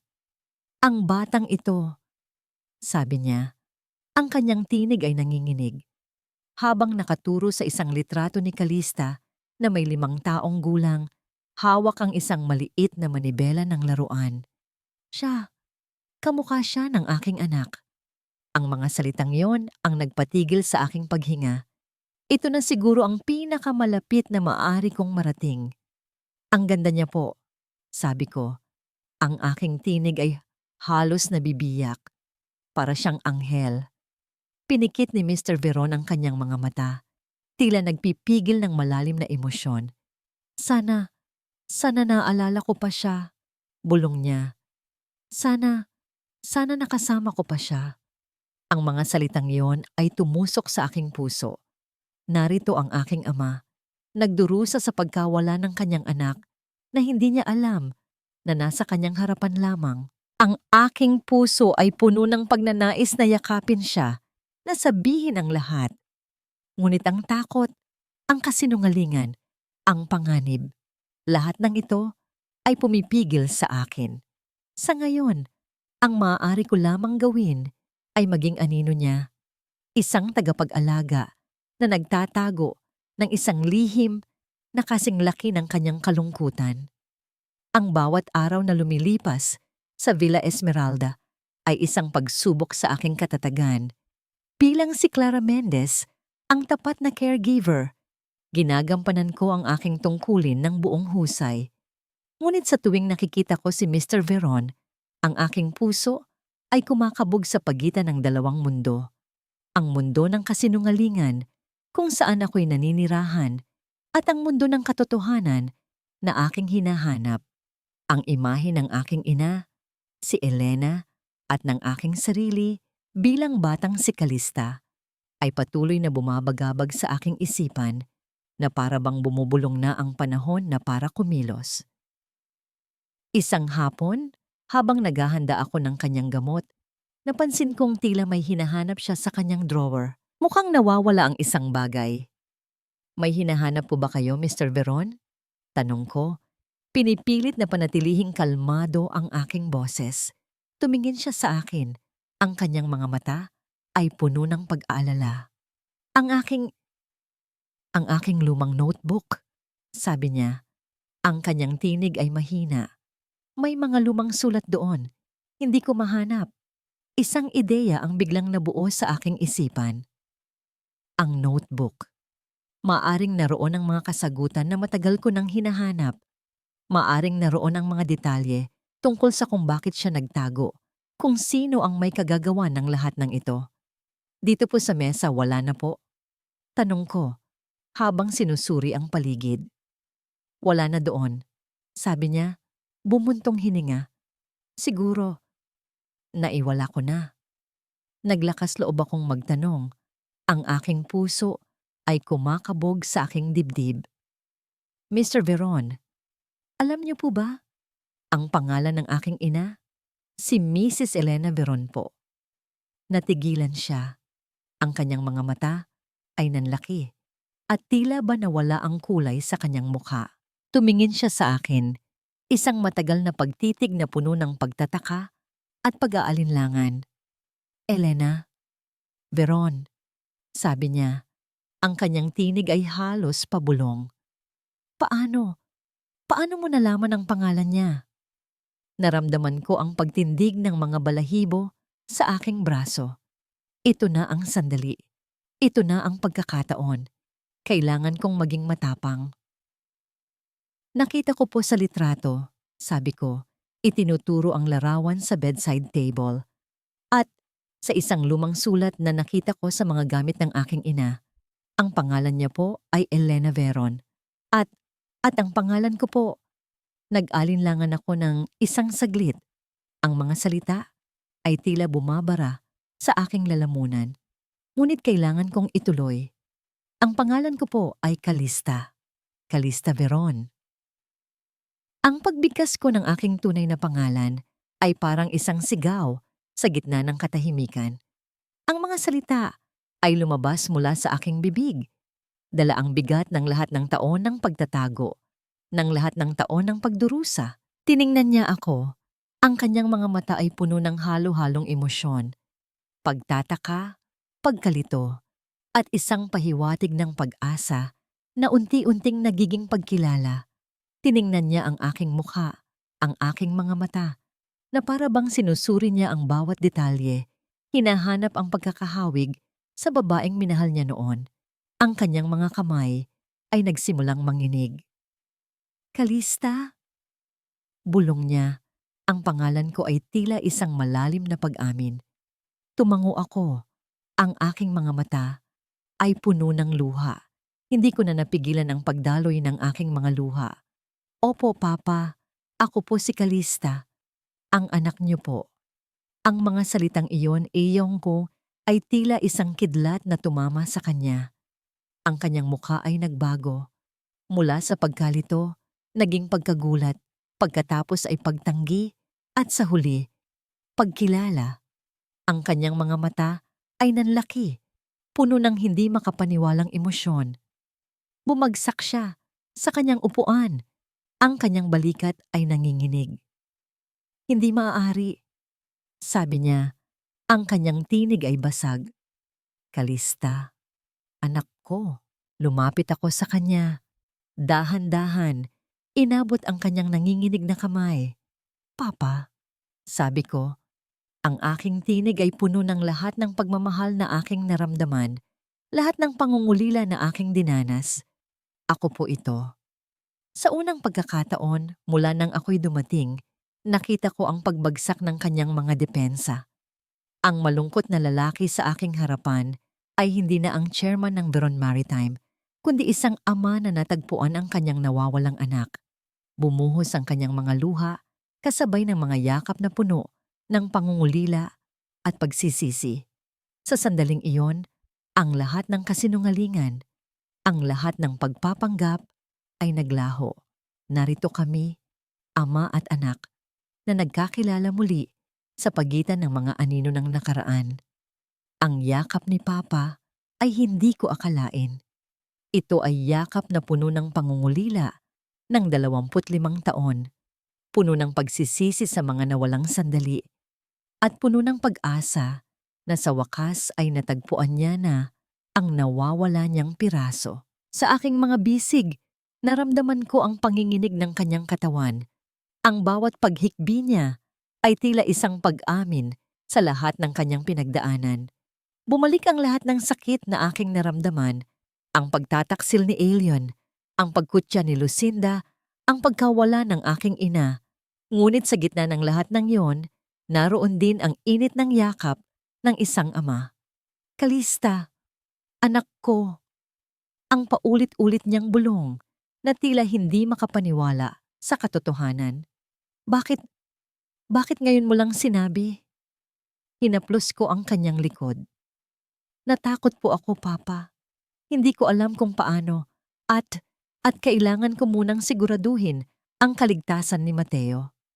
Tumango siya, nauunawaan ang aking mga pangamba. Inalis niya ang kanyang yakap, ngunit ang kanyang mga kamay ay nanatili sa aking mga balikat. Ang kanyang mga mata ay nakatuon sa akin. Tila sinusubukang isalubong ang lahat ng taon ng pagkawala sa isang iglap. Ang iyong ina, si Elena, mahal na mahal ka niya. Sabi niya, ang kanyang tinig ay puno ng emosyon. Nagsisi ako, Kalista. Nagsisi ako sa lahat ng nangyari. Ang kasalanan ko kung bakit tayo nagkahiwalay. Sa sandaling iyon, sa harap ng aking ama, hindi na ako si Clara Mendez, ang caregiver. Ako si Calista Veron, ang anak na naghahanap ng katotohanan at paghilom. Sinabi ko sa kanya ang lahat, ang pagkawala ng pera, ang pagtataksil ni Elion, ang pagpapaalis sa akin ni Lucinda. Habang nakikinig siya, nakita ko ang pagbabago sa kanyang mukha, mula sa kalungkutan patungo sa galit, at pagkatapos ay sa isang determinasyon na hindi ko pa nakikita noon. Hindi sila makakalampas dito, sabi niya. Ang kanyang tinig ay ngayon ay puno ng kapangyarihan. Hindi nila maaring saktan ang aking pamilya at makalayo lang. Pero Papa, sabi ko, ang gusto ko lang po ay maprotektahan si Mateo at malaman ang buong katotohanan. Makukuha natin ang lahat ng yon, anak. Sabi niya, ang kanyang mga mata ay nagliliyab. Ngayon na narito ka na, hindi na tayo mag-isa. Nagsimula ang isang bagong kabanata. Lumipat kami ni Mateo sa Villa Esmeralda. Ang aming dating maliit na kwarto sa boarding house ay napalitan ng isang maluwag at maliwanag na silid na may sariling balkonahe na nakatanaw sa karagatan. Si Mateo, na nakakaramdam ng seguridad at pagmamahal mula sa kanyang lolo, ay unti-unting nagkakaroon ng sigla. Ang kanyang mga tawa ay nagbibigay buhay sa dating tahimik na mansyon. Naglaan kami ng oras para magkakilanlan. Nagkwentuhan kami tungkol sa aking ina, tungkol sa aking pagkabata na hindi ko na gaanong maalala. Ipinakita niya sa akin ang mga lumang sulat ni Elena, ang mga tula na isinulat nito para sa kanya. Bawat salita ay isang piraso ng nawawalang puzzle na unti-unting nagbibigay hugis sa alaala ng isang ina na hindi ko man lang lubusang nakilala. Ngunit sa gitna ng paghilom, ang mga anino ng nakaraan ay hindi pa rin nawawala. Nang tanungin ko si Papa tungkol sa kung paano siya nagtago, paano siya pinagtaksilan, ang kanyang mukha ay nagbabago. Naroon ang galit, ang sakit, ngunit naroon din ang pag-aalala para sa akin.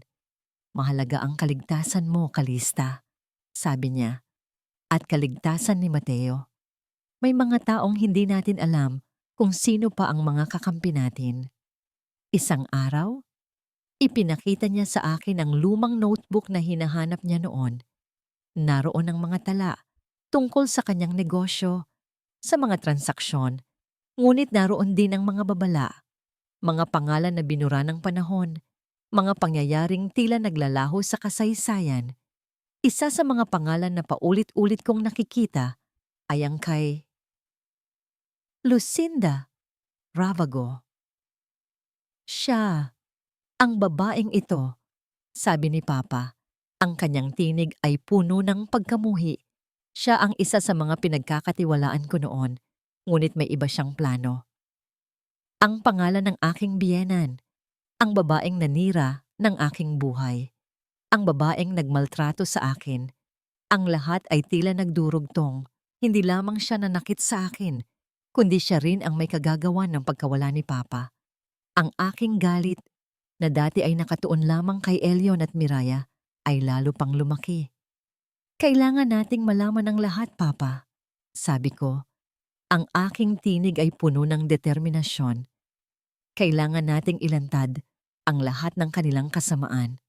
Ngumiti si Papa, isang ngiti na puno ng pagmamalaki at pag-asa. Oo, anak. Magkasama nating haharapin ang lahat ng ito. Ang pagtuklas sa papel ni Lucinda sa nakaraan ay nagbigay ng bagong apoy sa aking determinasyon. Hindi na lamang ito tungkol sa pagliligtas kay Mateo o sa pagkuha ng aking mana.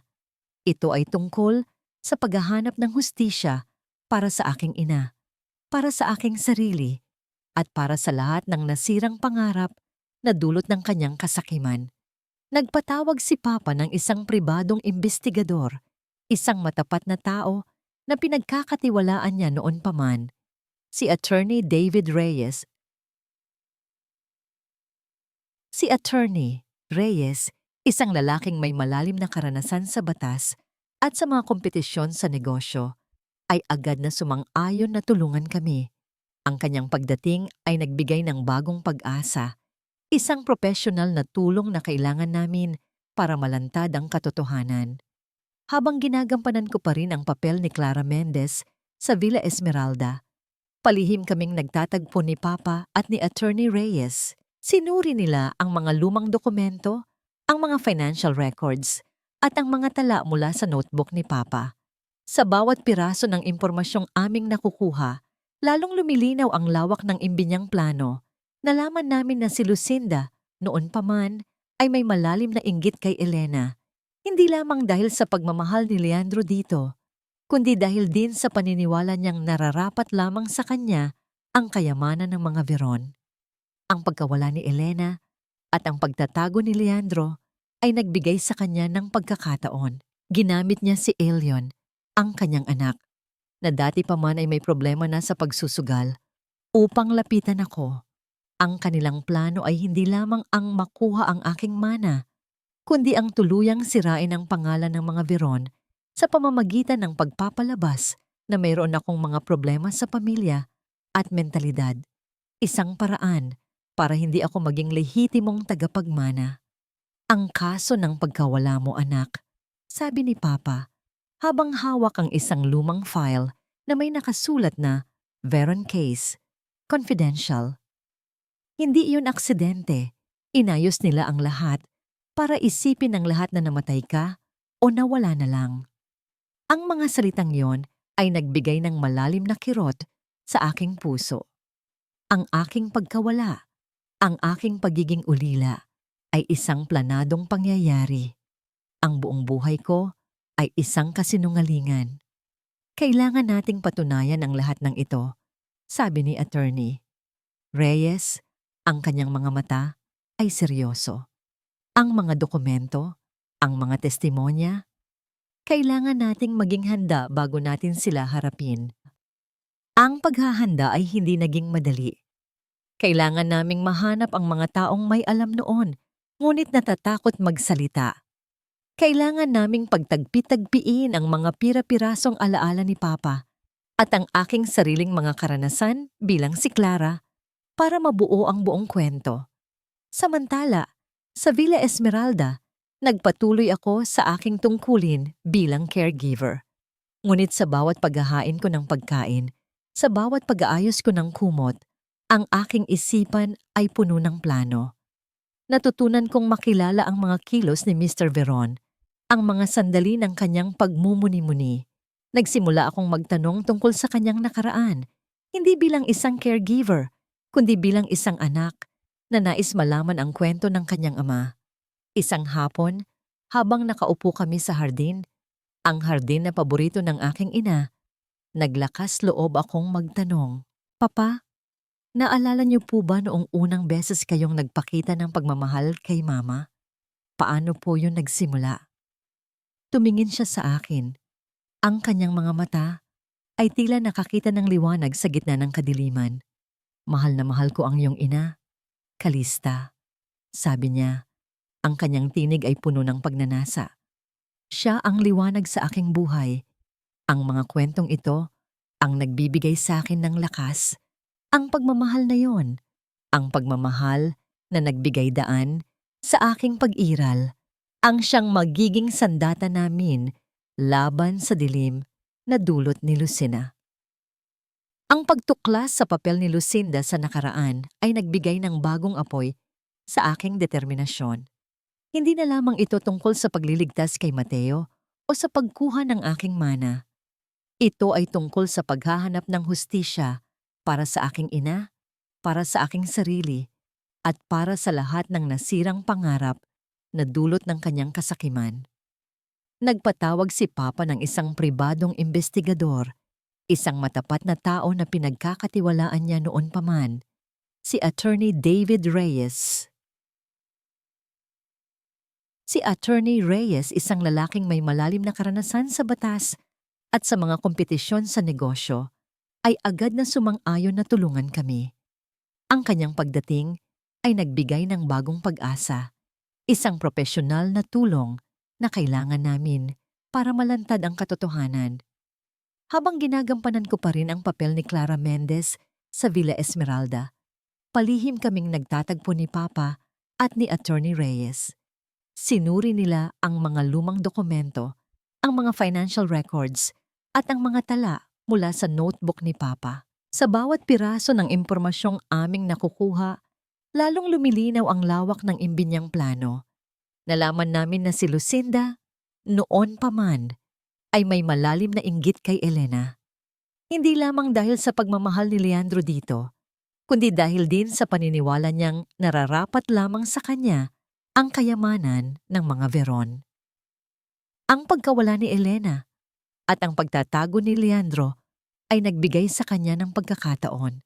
Ginamit niya si Elion, ang kanyang anak, na dati pa man ay may problema na sa pagsusugal, upang lapitan ako. Ang kanilang plano ay hindi lamang ang makuha ang aking mana, kundi ang tuluyang sirain ang pangalan ng mga Veron sa pamamagitan ng pagpapalabas na mayroon akong mga problema sa pamilya at mentalidad. Isang paraan para hindi ako maging lehitimong tagapagmana. Ang kaso ng pagkawala mo, anak, sabi ni Papa, habang hawak ang isang lumang file na may nakasulat na Veron Case, Confidential. Hindi yun aksidente. Inayos nila ang lahat para isipin ng lahat na namatay ka o nawala na lang. Ang mga salitang yon ay nagbigay ng malalim na kirot sa aking puso. Ang aking pagkawala, ang aking pagiging ulila, ay isang planadong pangyayari. Ang buong buhay ko ay isang kasinungalingan. Kailangan nating patunayan ang lahat ng ito, sabi ni Attorney Reyes. Ang kanyang mga mata ay seryoso. Ang mga dokumento, ang mga testimonya, kailangan nating maging handa bago natin sila harapin.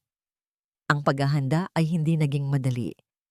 Kailangan naming mahanap ang mga taong may alam noon, ngunit natatakot magsalita. Kailangan naming pagtagpi-tagpiin ang mga pira-pirasong alaala ni Papa at ang aking sariling mga karanasan bilang si Clara para mabuo ang buong kwento. Samantala, sa Villa Esmeralda, nagpatuloy ako sa aking tungkulin bilang caregiver. Ngunit sa bawat paghahain ko ng pagkain, sa bawat pag-aayos ko ng kumot, ang aking isipan ay puno ng plano. Natutunan kong makilala ang mga kilos ni Mr. Veron, ang mga sandali ng kanyang pagmumuni-muni. Nagsimula akong magtanong tungkol sa kanyang nakaraan, hindi bilang isang caregiver, kundi bilang isang anak na nais malaman ang kwento ng kanyang ama. Isang hapon, habang nakaupo kami sa hardin, ang hardin na paborito ng aking ina, naglakas loob akong magtanong. Papa, naaalala niyo po ba noong unang beses kayong nagpakita ng pagmamahal kay Mama? Paano po yun nagsimula? Tumingin siya sa akin. Ang kanyang mga mata ay tila nakakita ng liwanag sa gitna ng kadiliman. Mahal na mahal ko ang iyong ina, Calista, sabi niya. Ang kanyang tinig ay puno ng pagnanasa. Siya ang liwanag sa aking buhay. Ang mga kwentong ito ang nagbibigay sa akin ng lakas. Ang pagmamahal na yon, ang pagmamahal na nagbigay daan sa aking pag-iral ang siyang magiging sandata namin laban sa dilim na dulot ni Lucinda. Habang papalapit kami sa paglalantad ng katotohanan, ang tensyon sa pagitan namin ni Papa ay lalong tumitindi. Ang bawat lihim na pagpupulong kay Attorney Reyes, ang bawat dokumentong aming natutuklasan ay nagdadala sa amin palapit sa bingit ng isang malaking paglalantad. Ngunit kasabay ng paglalapit na yon ay ang pagtaas ng peligro. Nagsimula akong makaramdam ng kakaiba sa Villa Esmeralda. Maliliit na bagay, ngunit nakapagbibigay ng kaba. May mga tauhan na tila mas matagal na nakatitig sa akin. Ang kanilang mga mata ay puno ng pag-uusisa na hindi ko maintindihan. Minsan, habang naghahain ako ng gamot kay Papa, napansin kong ang bote ay tila mas mabigat kaysa karaniwan. Nanginginig ang aking mga kamay habang ibinubuhos ko ang likido sa baso. Nag-aalala kung may kakaiba bang nangyari. Sa kabutihang palad, walang kakaiba, ngunit ang pangamba ay nanatili. Papa, sabi ko isang gabi, habang naghahanda kami ng hapunan. Si Mateo ay masayang naglalaro sa sala. Ang kanyang mga tawa ay nagbibigay ng kaunting liwanag sa aming nagbabadyang kadiliman. Nalilipasan po ako ng kaba. Pakiramdam ko may nagmamasid sa atin. Tinitigan ako ni Papa. Ang kanyang muka ay seryoso. Alam ko, anak. Naramdaman ko rin. May posibilidad na malaman nila ang ating ginagawa. Sino po kaya? Tanong ko.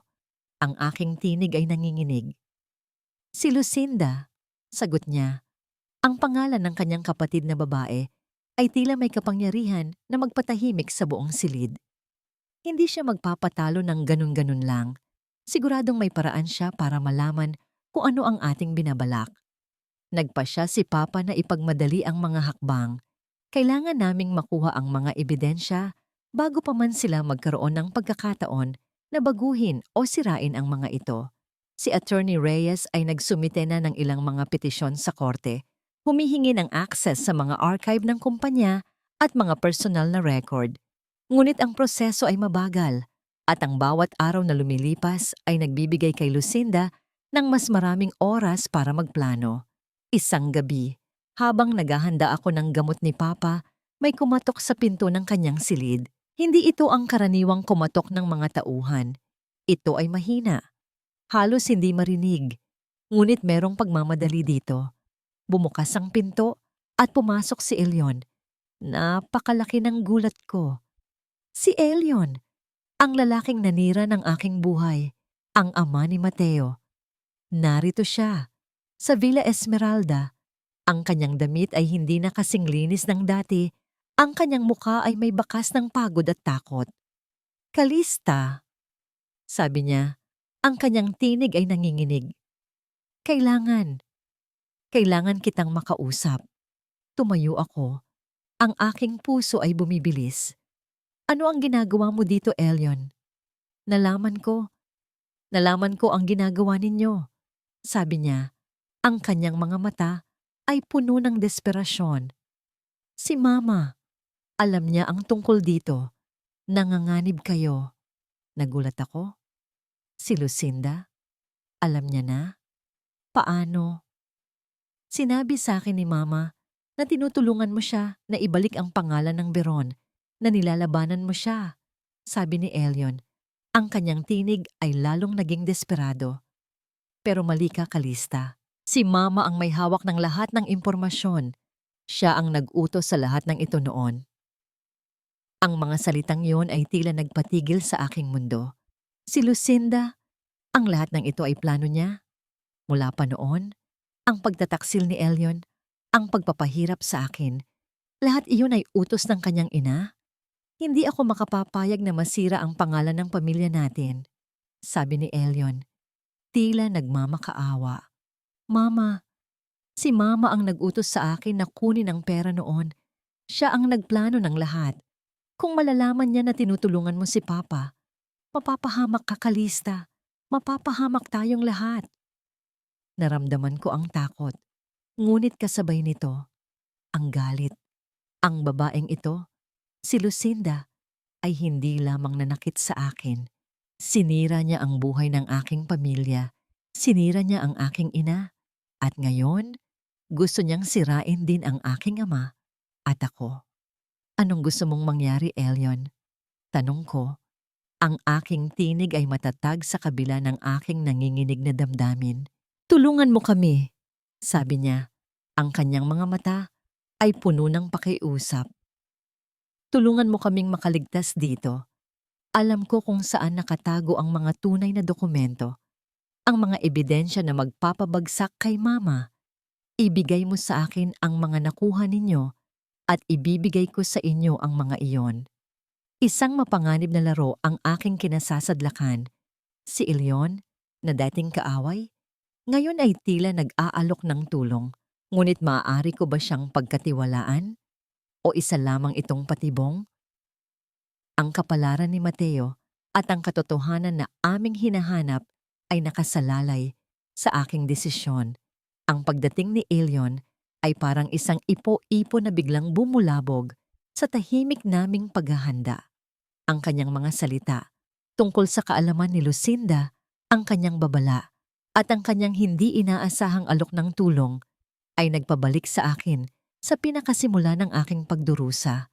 Ngunit sa pagkakataong ito, hindi na ako ang babaeng walang malay na nalinlang. Ngayon, alam ko na ang laro at ang mga manlalaro nito. Nagkita kami ni Papa at ni Attorney Reyes sa isang lihim na lugar, malayo sa Villa Esmeralda. Ang mukha ni Papa ay puno ng pagkabahala. Elion Rabago, sabi niya, tila kinakagat ang bawat letra. Hindi ko alam kung mapagkakatiwalaan natin siya. Ako rin, Papa, sabi ko. Ang aking tinig ay mahina, ngunit matatag. Pero ang sinabi niya tungkol kay Mama, tungkol sa pag-uutos niya sa lahat ng ito, iyon ang pinakanakakatakot. Si Attorney Reyes, na palaging mahinahon, ay nagbigay ng kanyang opinyon. Ang alok ni Elion ay mapanganib, ngunit maaring ito ang ating pagkakataon. Kung totoo ang sinasabi niya, at kung makukuha natin ang mga orihinal na dokumento mula sa kanya, mas mapapabilis ang ating kaso. Nag-isip kami ng malalim. Ang mga panganib ay malinaw. Baka traitor rin kami ni Elion. Baka patibong lamang ito ni Lucinda. Ngunit ang posibilidad na makuha ang mga pinakakritikal na ebidensya, ang mga dokumentong magpapatunay sa lahat ng kasalanan nila, ay napakalaking tukso. Para kay Mateo, para sa aking ina, kailangan kong subukan. Gagawin natin ito. Sabi ko, ang aking desisyon ay buo. Pero mag-iingat tayo. Kailangan nating maging handa sa lahat. Ang naging kasunduan namin ay simple. Ako ang makikipagkita kay Elion. Si Papa at Attorney Reyes ay magiging nakatago. Handa kung sakaling may mangyari. Si Elion ang magbibigay ng lokasyon ng mga dokumento at kapalit nito, pangako niya na tutulungan namin siyang makalayo sa Pilipinas at magsimula ng bagong buhay, malayo sa impluwensya ni Lucinda. Ang tagpuan ay isang abandonadong bodega sa tabi ng pantalan, isang lugar na puno ng mga anino at amoy ng nakalimutang kasaysayan. Ang hangin ay mabigat at ang katahimikan ay binabasag lamang ng tunog ng mga alon na humahampas sa malapit na dalampasigan. Habang papalapit ako sa bodega, ang aking puso ay bumibilis. Nakita ko si Elion na nakatayo sa pasukan. Ang kanyang mukha ay balisa. Nandito ka na pala, sabi niya. Ang kanyang tinig ay nanginginig. Tara na sa loob. Delikado dito. Pumasok kami. Ang loob ng bodega ay madilim at puno ng mga lumang kahon. Ang hangin ay amoy alikabok at pagkabulok. Sa gitna ng bodega, may isang lumang mesa na may hawak na isang maliit na kahon. Nandito lahat, sabi ni Elion. Itinuturo ang kahon. Ang mga orihinal na kontrata, ang mga sulat ni Mama noon, pati na rin ang mga bank records na nagpapakita ng mga transaksyon niya. Lumapit ako. Ang aking mga kamay ay nanginginig. Binuksan ko ang kahon. Naroon nga ang mga dokumento. Ang katotohanan na matagal naming hinanap ay nasa aking mga kamay na. Ngunit bago pa man ako makakuha ng kahit isa, biglang may pumasok sa bodega. Hindi si Elyon ang may dala nito. Isang grupo ng mga lalaki, ang kanilang mga mukha ay nakatakip at sila ay armado. "Elyon, anong ginawa mo?" Sigaw ko. Ang aking tinig ay puno ng takot at pagkakanulo. Ngumiti si Elyon, isang ngiting walang anumang kagalakan. "Sorry, Kalista," sabi niya. "Pero kailangan kong unahin ang sarili ko. Si Mama, alam na niya ang lahat. Inutusan niya akong dalhin ka dito." Ang lahat ay isang patibong. Ang lahat ay isang kasinungalingan. Ang aking puso ay bumagsak sa aking mga paa. Nasa gitna ako ng dilim, napapaligiran ng mga kaaway, at ang tanging pag-asa ko ay kasama ko pa ba? Ang bawat sandali sa loob ng bodega ay tila isang walang hanggang paghihirap. Ang mga lalaki na mga tauhan ni Lucinda ay nakapalibot sa akin. Ang kanilang mga mukha ay walang emosyon. Ang kanilang mga mata ay tila mga bubuyog na handang manaksak. Ang kahon na naglalaman ng katotohanan ay nasa aking mga kamay pa rin. Ngunit ngayon, ito ay tila isang pabigat kaysa isang sandata. Si Elyon, kasama ang kanyang mapait na ngiti, ay nakatayo sa tabi ng mga lalaki. Ang kanyang pagtataksil ay masakit na tumatagos sa aking puso. "Mama," sabi ni Elyon. Ang kanyang tinig ay tila pinipilit na maging malambing. "Huwag ka nang magpumilit, wala ka nang magagawa." Ngunit bago pa man ako sumagot, isang boses ang umalingaw-ngaw mula sa pasukan ng bodega. Isang boses na pamilyar, ngunit ngayon ay puno ng galit at kapangyarihan. Ang sino mang nanakit sa aking pamilya ay hindi makakalampas ng walang parusa. Si Papa, si Leandro Veron, kasama niya si Attorney David Reyes, at sa kanilang likuran, ang ilang mga pulis na armado. Ang pagdating nila ay tila isang senaryo mula sa isang pelikula, ngunit ito ay totoo. At ito ang simula ng pagtatapos. Nagsimula ang kaguluhan. Ang mga tauhan ni Lucinda ay nagtangkang lumaban, ngunit ang mga pulis ay mabilis na kumilos. Sa gitna ng kaguluhan, nagawa kong ituwid ang aking sarili. Hinawakan ng mahigpit ang kahon. Nakita ko ang pagkabahala sa mukha ni Elyon nang mapagtanto niyang hindi niya nagawang mailihim ang lahat. "Kalista! Ang mga dokumento!" sigaw ni Attorney Reyes habang papalapit sila. Mabilis kong inabot ang kahon kay Attorney Reyes. Sa sandaling iyon, si Elyon ay nagtangkang tumakbo, ngunit nahuli siya ng mga pulis. Ang kanyang mukha ay puno ng pagsisisi, ngunit huli na ang lahat. Si Papa naman ay diretsong lumapit sa akin. Hinawakan niya ako ng mahigpit. "Anak," sabi niya. Ang kanyang tinig ay nanginginig. "Salamat. Hindi ko alam kung ano ang gagawin ko kung may nangyari sa'yo." Pagkatapos ng insidente sa bodega, agad na kinumpiska ng mga pulis ang mga dokumento at inaresto ang mga tauhan ni Lucinda kasama si Elyon. Ang susunod na hakbang ay ang pagharap kay Lucinda mismo. Nagkaroon ng isang pagdinig sa korte kung saan inilatag ni Attorney Reyes ang lahat ng ebidensya na aming nakalap. Ang mga lumang sulat, ang mga financial records, ang testimonya ni Elyon na pumayag na makipagtulungan kapalit ng mas magaan na parusa, at ang mga pahayag mula sa mga dating empleyado na nagsalita na rin sa wakas. Sa harap ng korte at sa harap ng publiko na nakatutok sa balita, si Lucinda Ravago ay naharap sa kanyang mga kasalanan. Ang kanyang pagtanggi ay hindi na umubra laban sa bigat ng mga ebidensya. Ang kanyang kasakiman, ang kanyang mga taon ng panlilinlang, at ang kanyang pagtatangkang pumatay, lahat ay nalantad.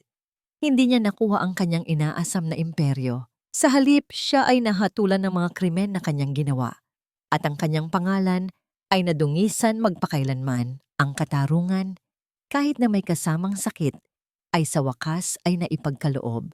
Ang pagbabalik sa Villa Esmeralda matapos ang lahat ay tila ibang-iba.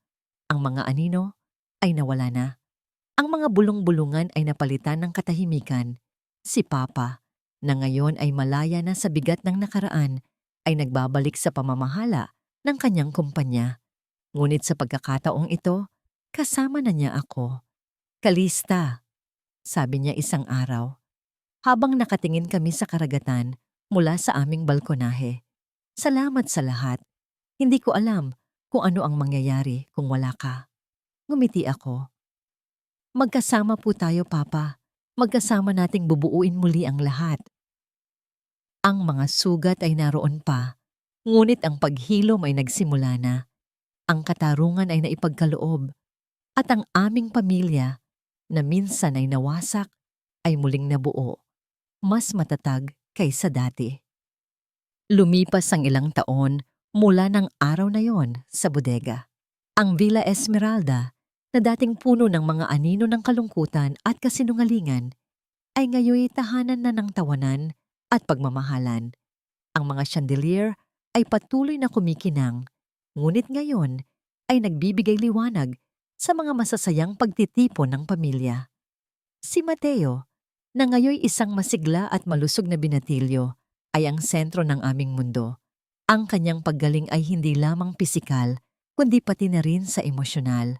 Ang kanyang ngangiti, na dating nawala dahil sa sakit at takot, ay ngayoy kasing liwanag ng araw na sumisikat sa karagatan ng Antique, ang lugar kung saan nagsimula ang lahat.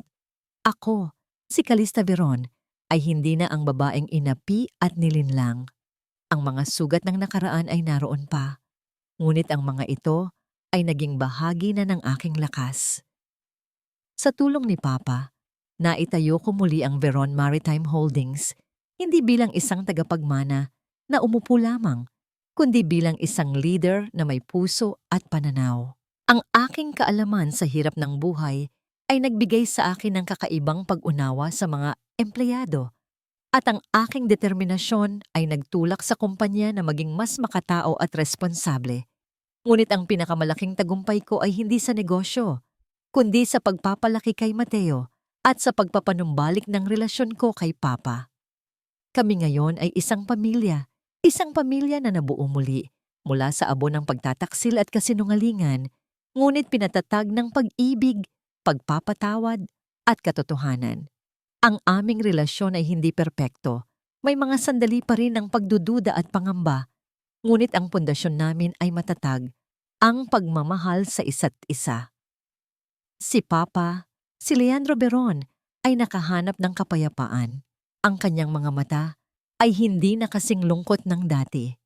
Madalas na siyang ngumingiti, lalo na kapag nakikita niya si Mateo na naglalaro sa hardin, o kapag nakikipag-usap siya sa akin tungkol sa mga plano para sa kumpanya. Ang kanyang pagmamahal kay Elena ay nanatili, ngunit hindi na ito nagiging sanhi ng kanyang pagdurusa. Sa halip, ito ay naging inspirasyon para sa kanya na ipagpatuloy ang buhay at ipaglaban ang mga bagay na mahalaga sa kanila. Ang mga taong nagdulot sa amin ng sakit ay nakatanggap na ng kani-kanilang parusa. Si Lucinda Ravago, ang utak sa likod ng lahat, ay nakulong, at ang kanyang pangalan ay nawalan ng anumang kapangyarihan o respeto. Si Elion, bagamat nakaligtas sa mas mabigat na parusa dahil sa kanyang testimonya, ay nagpatuloy sa kanyang buhay nang malayo sa amin, dala ang bigat ng kanyang mga kasalanan. Hindi namin sila hinanap para sa paghihiganti, ngunit hindi rin namin sila binigyan ng pagkakataong makasakit pa muli. Ang pinakamahalagang bagay na natutunan ko ay ang tunay na kahulugan ng pagpapatawad. Hindi ito nangangahulugan ng paglimot sa sakit, kundi ng pagpili na huwag hayaang diktahan ng nakaraan ang aking kinabukasan. Pinatawad ko si Elion, hindi para sa kanya, kundi para sa aking sarili, para makalaya ako sa tanikala ng galit. Pinatawad ko rin ang aking sarili sa mga pagkakamali na sa tingin ko ay nagawa ko noon. Isang araw, nagpunta kami ni Papa at Mateo sa Antique. Bumili kami ng isang maliit na lupain malapit sa baybayin kung saan nagsimula ang lahat ng aking pagdurusa. Doon, nagtayo ako ng isang maliit na panaderya na pinangalanan kong Pandelus, Ban Kuansang.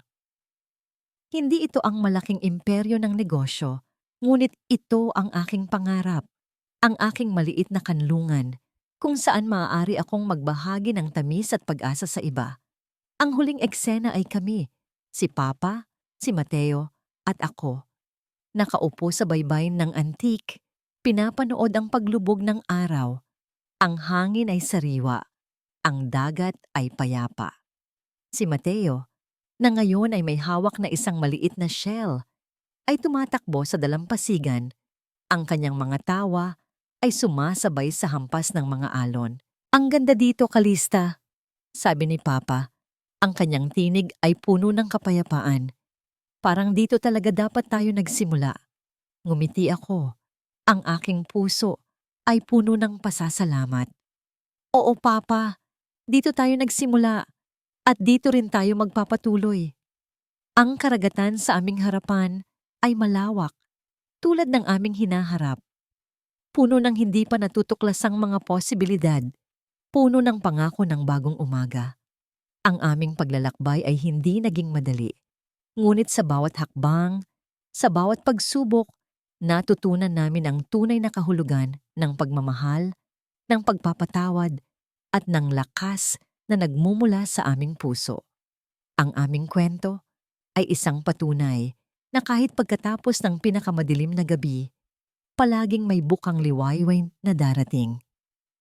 Ang ating paglalakbay ay natapos na, ngunit ang pag-asa at pagmamahal na ating natagpuan ay mananatili sa ating mga puso magpakailanman. Mahal naming mga tagapakinig, mula sa kaibuturan ng aking puso, nais kong magpasalamat sa inyong paglalakbay kasama ako. Kasama sina Kalista, Leandro, at ang munting si Mateo sa bawat kabanata ng kanilang buhay. Ang bawat salita na inyong narinig ay hinabi mula sa mga luha at ngiti, mula sa mga sugat ng nakaraan at sa pag-asa ng bagong umaga. Sa pagsusulat ng kwentong ito, maraming beses akong napahinto, napapaluha, lalo na sa mga sandaling tila ang dilim ang nanaig. Ang paglalarawan sa sakit ni Kalista, ang bigat ng kanyang mga sakripisyo, ang kanyang paglalakbay mula sa kawalan patungo sa liwanag. Lahat ng yon ay nagmula sa isang inspirasyon na naniniwala sa kapangyarihan ng pagbangon. Nais kong iparamdam sa inyo ang lakas ng pag-ibig na hindi sumusuko, ang tibay ng pag-asa na kahit sa pinakamadilim na gabi, mayroon pa ring liwanag na naghihintay. Ang kwentong ito ay isang paalala na sa bawat pagsubok, sa bawat pagbagsak, mayroon tayong kakayahang bumangon. Ang pagmamahal, ang pagpapatawad at ang pananampalataya sa kabutihan ng tao. Ang mga ito, ang mga mumunting apoy na nagpapainit sa ating mga puso at nagbibigay daan upang makita natin ang liwanag kahit sa dulo ng kawalan. May isang tanong na nais kong iwan sa inyo. Sa gitna ng lahat ng sakit at pagtataksil na naranasan ni Kalista, kaya mo bang patawarin ang taong nagkasala sa iyo, hindi para sa kanila, kundi para sa iyong sariling kapayapaan? Nais kong marinig ang inyong mga saloobin. Ano ang inyong naramdaman? Ano ang mga eksenang tumatak sa inyong puso? Huwag mag-atubiling ibahagi ang inyong mga komento, i-like ang kwentong ito, at ibahagi sa inyong mga kaibigan. Maraming salamat muli sa inyong pakikinig. Hanggang sa muli nating pagkikita sa mga susunod pang kwento.